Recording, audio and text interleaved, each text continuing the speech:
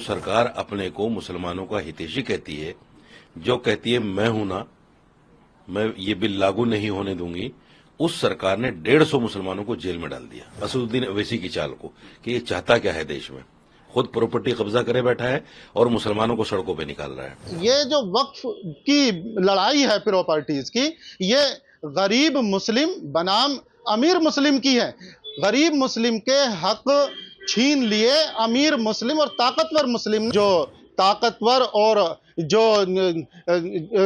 Mafia किस्म के लोग हैं, उन्होंने इसमें रुकावट डालने का काम किया और देश में दंगे भड़काने का काम किया है। इस एक्ट के खिलाफ जो लोग ओवैसी जी और बाकी लोग जो विरोध में गए हैं, उनके खिलाफ हमने इंटरवेंशन की एप्लीकेशन डाली। मैंने शुरू में ही ये बोला था कि जो विरोध कर रहे हैं ये वक्फ माफिया हैं, ये मुसलमान नहीं हैं, ये पॉलिटिकल मुसलमान हैं। वो तमाम पॉलिटिकल पार्टी अपने झंडे अपने डंडों को पीछे छुपाए हुए अपने कार्यकर्ताओं को गोल टोपी पहनाकर आगे भेज रही हैं। जो लोग गए हैं, मेरी जानकारी में करीब 22 लोग गए हैं।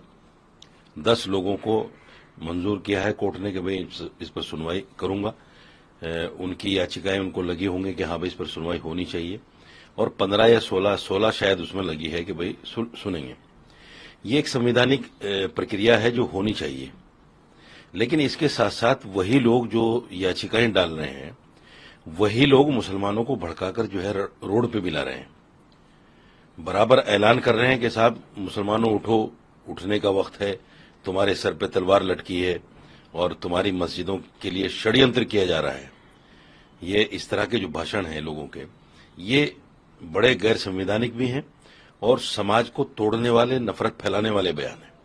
इससे क्या है कि मुर्शिदाबाद हो गया, उसमें 3 लोगों की जान चली गई और 150 मुसलमानों के खिलाफ उस सरकार ने, जो सरकार अपने को मुसलमानों का हितैषी कहती है, जो कहती है मैं हूं ना, मैं ये बिल लागू नहीं होने दूंगी, उस सरकार ने 150 मुसलमानों को जेल में डाल दिया।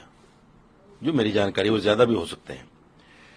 तो मेरा कहना सिर्फ ये है कि कोर्ट या तो रास्ता है, या फिर संवैधानिक तरीके से आप एक जगह बैठ जाओ, किसानों की तरह आप बैठकर जो है अपनी मांग रखो, कौन मना करता है। लेकिन मुसलमानों को, मेरे नौजवानों को, मेरे समाज के लोगों को आप सड़कों पर लाकर उनको पत्थरबाज साबित करने की कोशिश मत करो।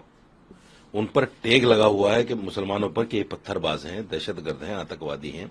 मैं उन पर से ये टैग हटाना चाहता हूं। मैं चाहता हूं कि मुसलमान समझें विपक्षी दलों की चाल को, और खासतौर से असदुद्दीन अवैसी की चाल को, कि ये चाहता क्या है देश में, खुद प्रॉपर्टी कब्जा करे बैठा है और मुसलमानों को सड़कों पे निकाल रहा है। सरकार से मैं ये भी अपील करना चाहता हूं कि ये जितने लोग मुसलमानों को सड़कों पर लाने की बात कर रहे हैं, सबसे पहले इनकी प्रॉपर्टियों की जांच हो, इनके पास वह बोर्ड की प्रॉपर्टियां कितनी हैं, और वो तुरंत इनसे ली जाए।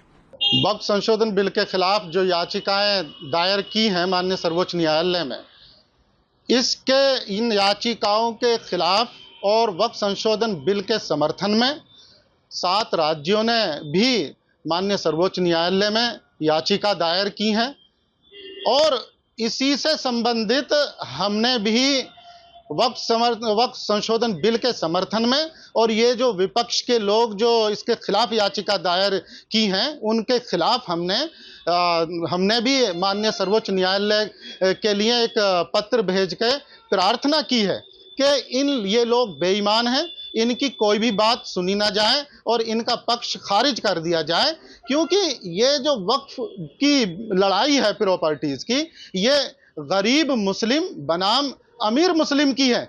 गरीब मुस्लिम के हक छीन लिए अमीर मुस्लिम और ताकतवर मुस्लिम ने, आज वही लोग इस संशोधन बिल का विरोध कर रहे हैं।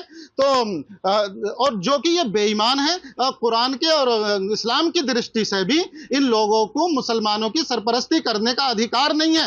ये कहीं भी किसी भी स्तर पे मुसलमानों की सरपरस्ती के लायक ही नहीं है। ये तो कुछ 10% मुट्ठी भर लोग हैं कि जिन्होंने तमाम प्रॉपर्टीज अपने कब्जे में कर ली, और एक 90% जो मुस्लिम गरीब तबका है उसके अधिकार छीन लिए। तो वो मुस्लिम जो गरीब तबका है, वो तो माननीय मोदी जी के वक्फ संशोधन बिल से खुश है, सहमत है, खुशहाल है। उसके लिए आर्थिक, सामाजिक, शैक्षिक रूप से विकास करने के दरवाजे खुल गए।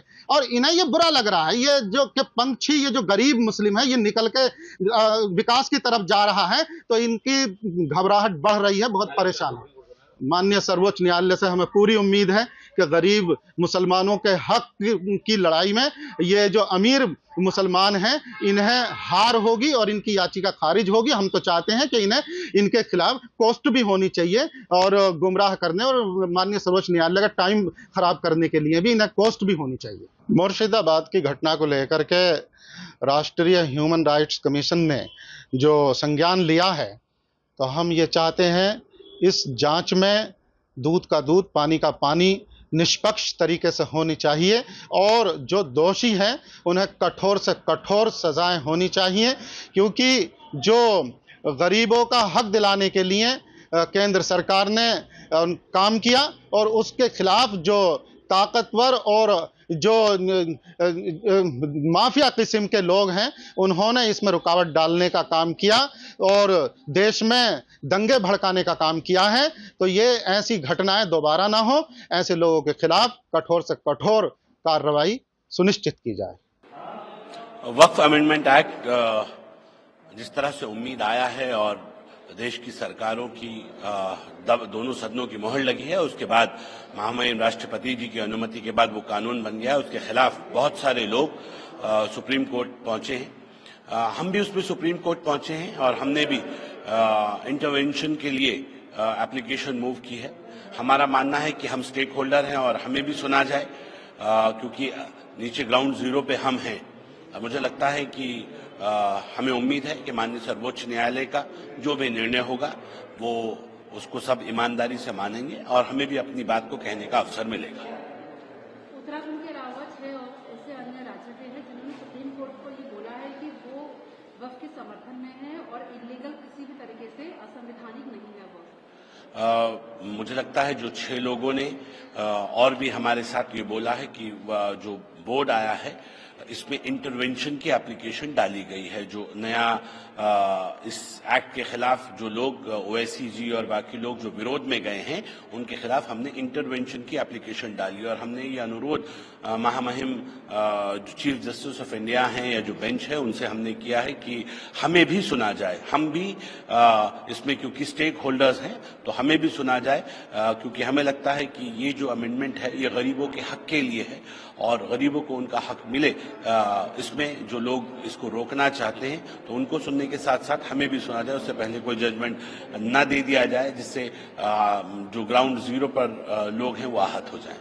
दीदी ने जिस तरह का पश्चिम बंगाल में उनकी सरकार के नेतृत्व में नंगा नाच हुआ है और जिस प्रकार पूरे जो पश्चिम बंगाल है, खासकर मुर्शिदाबाद का जो क्षेत्र है, वो पूरी तरह से जल रहा है। और मैंने शुरू में ही ये बोला था कि जो विरोध कर रहे हैं ये वक्फ माफिया हैं, ये मुसलमान नहीं हैं, ये पॉलिटिकल मुसलमान हैं। वो तमाम पॉलिटिकल पार्टी अपने झंडे, अपने डंडों को पीछे छुपाए हुए अपने कार्यकर्ताओं को गोल टोपी पहनाकर आगे भेज रही हैं और ये वही लोग हैं जो आज से पहले भी पॉलिटिकल मर्डर्स कर चुके हैं, आज से पहले भी बंगाल को अराजकता की भेंट चढ़ा चुके हैं। ये वही लोग हैं जो आज गोल टोपी का सहारा लेकर अपनी राजनीतिक रोटियां सेक रहे हैं। बंगाल जल रहा है, ये यहां से सिर्फ ये संदेश देने की कोशिश कर रहे हैं कि गरीब मुसलमान इसके विरोध में है और लिहाजा सुप्रीम कोर्ट इसको स्टे कर दे। ये तमाम षड्यंत्र आपसी मिलीभगत से सरकार के शेल्टर किए जा रहे हैं और मैं बार इस बात को शुरू दिन से इस बात को कह रहा हूं कि जो विरोध कर रहे हैं ये वक्फ माफिया हैं, ये वक्फ बेनिफिशियरी हैं और जो विरोध करा रहे हैं पॉलिटिकल पार्टियां जिनके शेल्टर में ये लूट हुई है, वो अपने कार्यकर्ताओं को गोल टोपी पहनाकर उसका सहारा लेकर ये दंगे भड़का रहे हैं। मुझे लगता है और मुझे उम्मीद है कि जिस तरह से इसका संज्ञान तमाम जो हमारे आयोग हैं उन्होंने लिया है और उनकी टीमें